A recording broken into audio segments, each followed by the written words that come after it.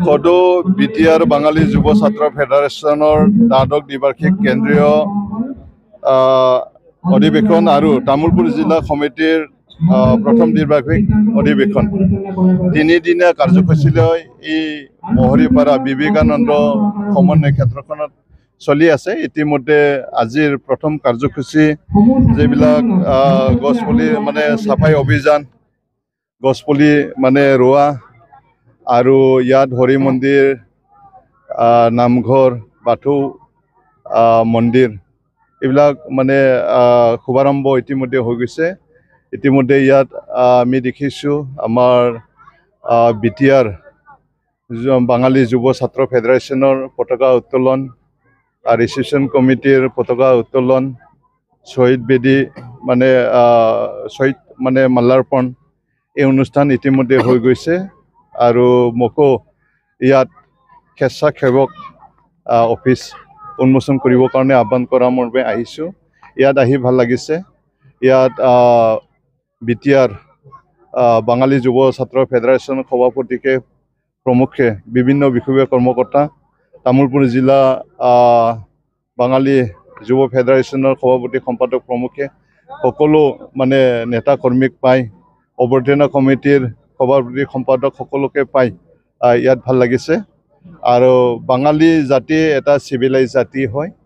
এই জাতিত আমাৰ ভাৰতবৰ্ষৰ আমি দেখিছোঁ নেতাজী সুভাষ চন্দ্ৰ বোস আজাদ হিন্দ ফৌজ সৃষ্টিকাৰী। তেখেত নহ'লে হয়তো আমাৰ ভাৰত যে স্বাধীন সোনকালে হ'লে হয়, এইটো আমি অলপ ভাবিব লগা কথা। গতিকে ৰবীন্দ্ৰনাথ ঠাকুৰৰ জাতি বা স্বামী বিবেকানন্দৰ জাতি, গতিকে এই বাঙালী জাতি আজিৰ দিনটোত তেখেতসকলে বহুত কষ্ট কৰি এওঁলোকে জীয়াই থাকে।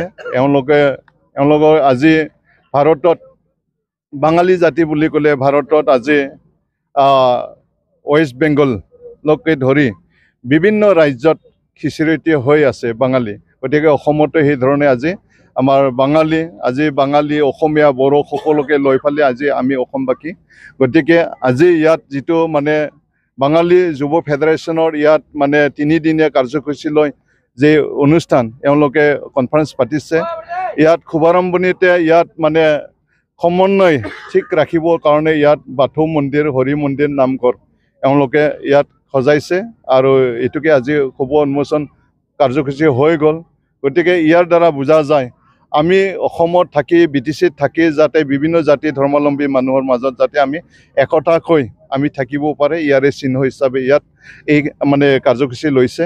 গতিকে তিনিদিনীয়া যিটো কাৰ্যসূচী, এই কাৰ্যসূচীত মুখ্য অতিথিকে ধৰি অসমৰ মাননীয় মুখ্যমন্ত্ৰী হিমন্ত বিশ্ব শৰ্মা ডাঙৰীয়াকো ইয়াতে আমন্ত্ৰণ কৰা হৈছে। নিশ্চয় তেখেতে আহিব। গতিকে সকলো যি কাৰ্যসূচী এইটো যাতে সুচাৰুৰূপে ডিচিপ্লিনভাৱে চলি যায় এইখিনি কামনা কৰিছোঁ। ধন্যবাদ।